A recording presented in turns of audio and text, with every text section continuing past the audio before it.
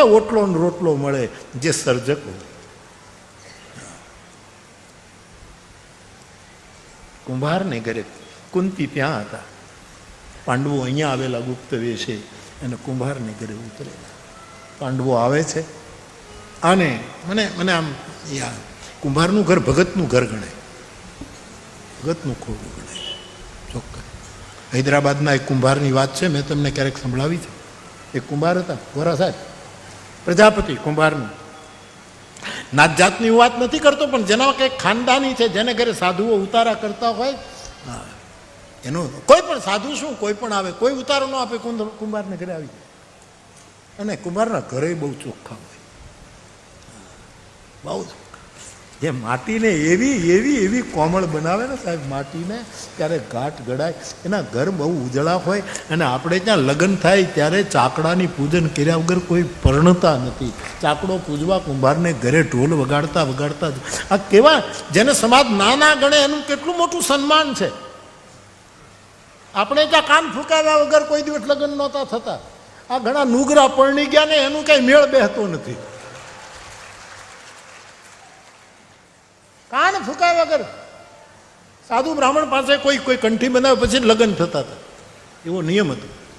ચાકડાનું પૂજન, અરે ઢોલીનું પૂજન આપણે ત્યાં, ઢોલ વાદકનું, ઢોલનું પૂજન થાય. હાથિયા કરે, કહું બેનો દીકરીઓ એને વધાવે ચોકાથી. આ આપણી ગ્રામ્ય જે સભ્યતા છે એની પાછળ બહુ જ ઊંડા રહસ્યો પડ્યા.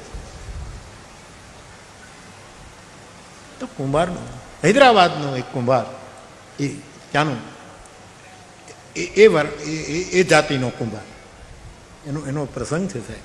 મેં કોઈક કથામાં કીધું, બધા એને ભગત કહે છે. પ્રજાપતિ બાપા, કુંભાર બાપા ભગત. એને ઘરે બધાનું, એનું વાહન તો હોય જ, પણ ઘણા લોકો ઘોડાય બાંધી જાય, ઘણા લોકો બધા જ પશુ પક્ષીઓ બધાનો ઉતારો.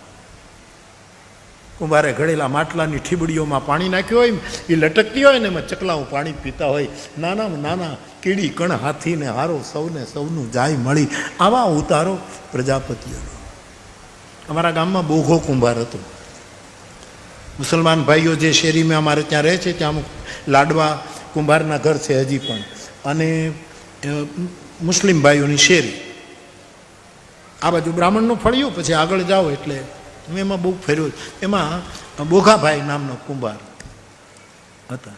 એ ચાકડો રાખતા. મેં એને કહેલું કે આ ચાકડો તમે ચાલુ રાખજો, તમારે આજીવિકાનો પ્રશ્ન હોય તો ભગવાન કંઈક કરશે, પણ આ તમારી કળા, આવું મેં એને હવે એ ગુજરી ગયા પછી નીકળી ગયો.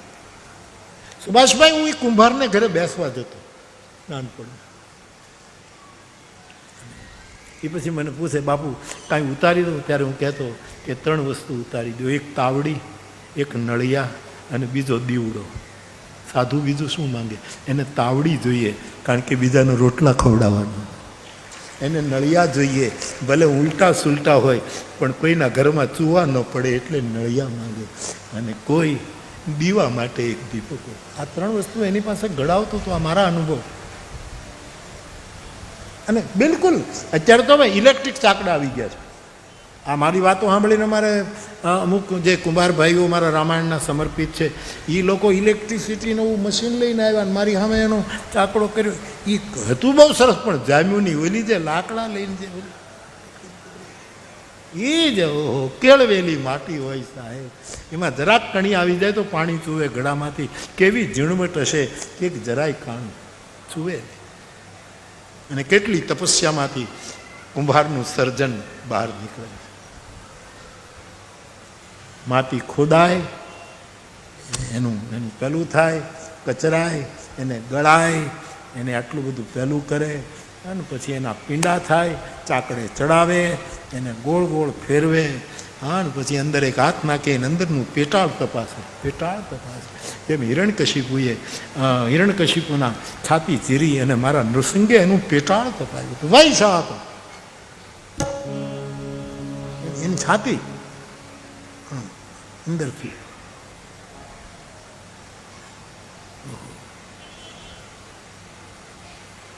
ભગત બાપુએ ગાંધીજીને કુંભાર કીધા.